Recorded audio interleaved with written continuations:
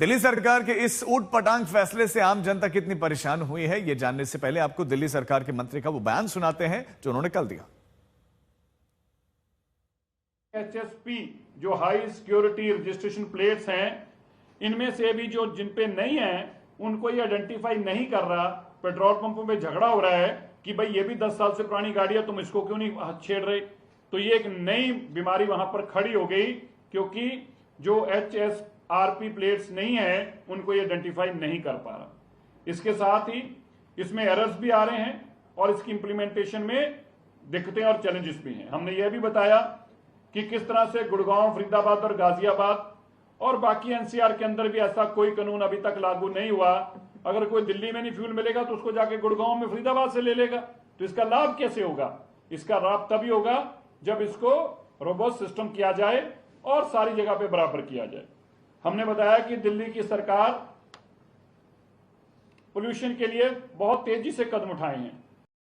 पहले नियम के फायदे गिनाए और अब कमियां। सरकार के पास इंतजाम ही नहीं थे, इसीलिए सरकार बैकफुट पर आई है।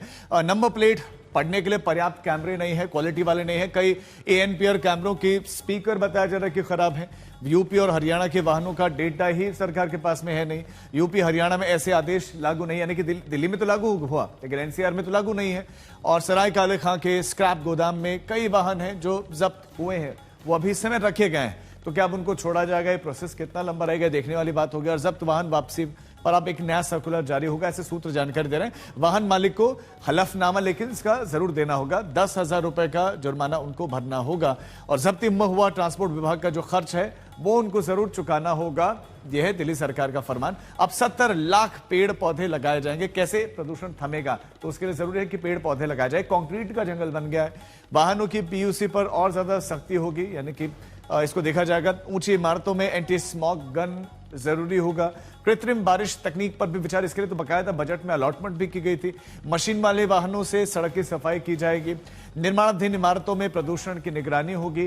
पुराने वाहनों को SMS जो है अलर्ट उनको भेजा जाएगा। तो कुछ नया करने की आवश्यकता है।